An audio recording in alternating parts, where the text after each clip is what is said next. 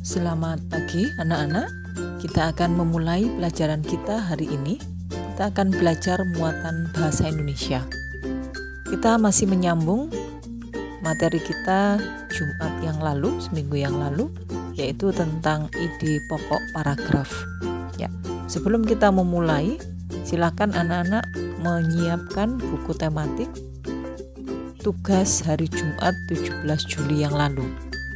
Tugas bahasa Indonesia hari Jumat yang lalu.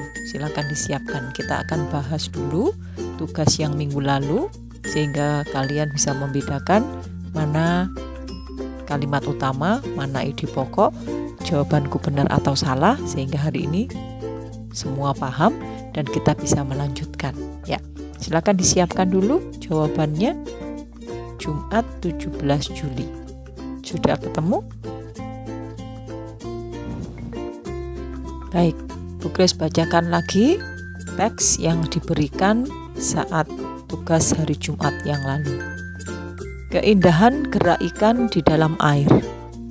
Ikan koi dan ikan-ikan yang lain bergerak dengan mudahnya di dalam air. Ikan menggunakan ekor dan siripnya yang lebar untuk mendorong gerakannya di dalam air. Ikan memiliki otot yang membuat tulang di bagian ekor menggerakkan ekornya dan membuatnya terdorong ke depan. Semakin kuat kibasan ekor, semakin cepat ikan tersebut berenang. Ikan memiliki sirip tambahan. Sirip mempunyai fungsi sebagai penyeimbang gerakan, pengatur arah, dan menghentikan gerakan.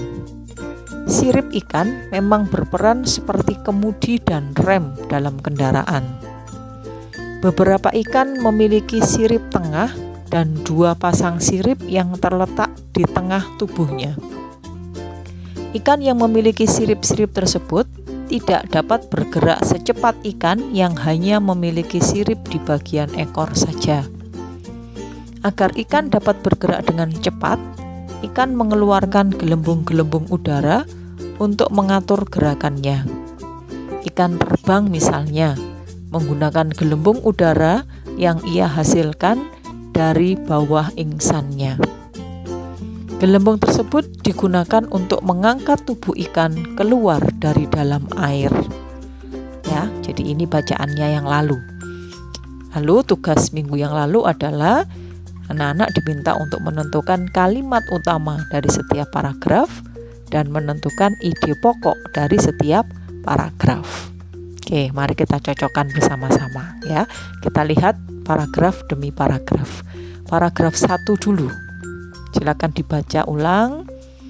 Anak-anak membaca dalam hati.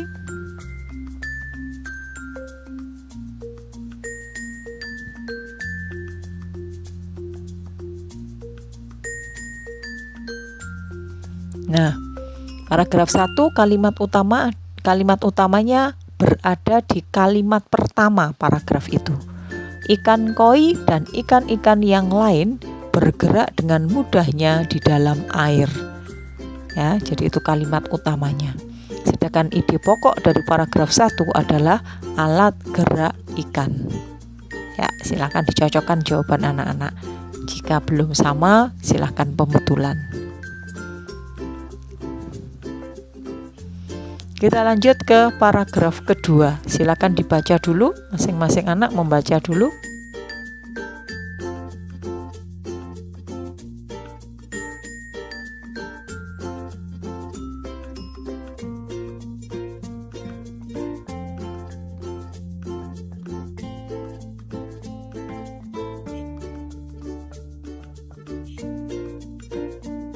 Oke, paragraf 2, kalimat utamanya juga ada di awal paragraf, yaitu ikan memiliki sirip tambahan.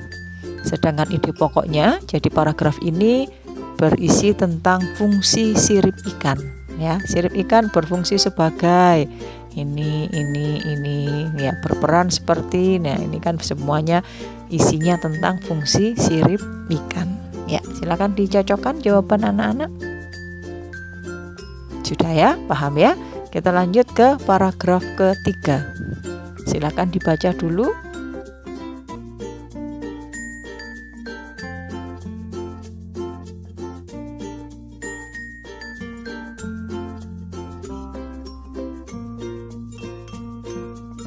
Oke, kalimat utamanya juga ada di awal paragraf. Agar ikan dapat bergerak dengan cepat, ikan mengeluarkan gelembung-gelembung udara untuk mengatur gerakannya. Sedangkan ide pokoknya adalah manfaat gelembung udara pada ikan. Ya, lebih paham ya anak-anak ya tentang apa itu kalimat utama, apa itu ide pokok. Baik, hari ini kita akan menambah satu lagi ya, yaitu kalimat penjelas ya. Jadi kita nanti akan menentukan kalimat utama dan ide pokok seperti yang tadi, seperti tugas minggu lalu. Ditambah satu lagi adalah kalimat penjelas. Tapi sebelumnya mari kita ulang lagi apa itu kalimat utama, apa itu ide pokok. Ya. 1. Kalimat utama adalah kalimat yang berisi pokok pikiran utama atau ide pokok utama dan menjadi dasar untuk mengembangkan paragraf. Ya, jadi kalimat utama. Jadi kalimat utama, namanya saja kalimat utama, berarti harus ada di dalam paragraf itu dan yang nantinya akan dikembangkan gitu ya. Itu namanya kalimat utama. 2. Ide pokok adalah masalah utama yang dibahas dalam suatu paragraf. Oh, paragraf itu membahas tentang fungsi sirip. Oh, paragraf itu membahas tentang manfaat gelembung udara dan seterusnya ya. Nah, yang ketiga ini tambahannya kalimat penjelas. Kalimat penjelas adalah kalimat-kalimat yang isinya merupakan penjelasan, uraian atau rincian-rincian detail tentang kalimat utama suatu paragraf ya. Bisa berupa penjelasan, bisa berupa uraian, bisa berupa rincian-rincian ya. Kalimat penjelas adalah kalimat yang bersifat khusus dan berfungsi untuk mengembangkan gagasan utama pada sebuah paragraf. Ya, jadi ditambahi kalimat penjelas ya. Sekarang ada kalimat utama, ada kalimat penjelas. Ya, begitu ya. Nah, sekarang tugas untuk hari ini. Ya, bacalah teks bacaan berikut ini. Di bawah nanti ada teks bacaannya. Tugas kalian seperti minggu lalu sama, tentukan kalimat utama, tentukan ide pokok, ditambahi dengan tentukan kalimat penjelas ya dari masing-masing paragraf. Ya, jadi 3 sekarang yang ditentukan, kalimat utama, ide pokok dan kalimat penjelas ya. Jadi nanti kalian membuat seperti ini. Paragraf 1 kalimat utamanya apa, ide pokoknya apa, kalimat penjelasnya apa. Paragraf 2 kalimat utamanya apa, ide pokoknya apa, kalimat penjelasnya apa. Demikian juga dengan paragraf ke-3. Ya, paham ya tugasnya anak-anak? Ya. Langkah pertama adalah kalian harus membaca teks itu dengan seksama. Pahami isi teksnya. Tidak bisa kalian membaca isinya apa ndak tahu ya. Jadi sebelum menentukan kalimat utamanya, ide pokoknya, kalimat penjelasnya, kalian harus membaca teks dan bacaan itu dengan sungguh-sungguh, dengan seksama. Pahami isi materi isinya apa, baru bisa menentukan kalimat utama, ide pokok dan kalimat penjelas. Ya, jadi tugas hari ini membaca dan menentukan di 3 paragraf itu kalimat utamanya apa, ide pokoknya apa, kalimat penjelasnya apa. Ya. Ini teks yang diberikan, bacaan yang diberikan ya. Kalau tidak jelas nanti Bu Kris akan kirim tersendiri khusus teks ini lewat WA belajar ya, grup belajar. Baik anak-anak, sekian dulu materi kita hari ini, penjelasan singkat dari Bu Kris. Semoga dapat diterima dengan baik, anak-anak paham. Jika ada yang belum paham boleh bertanya secara langsung. Ya, kita akhiri pelajaran bahasa Indonesia hari ini.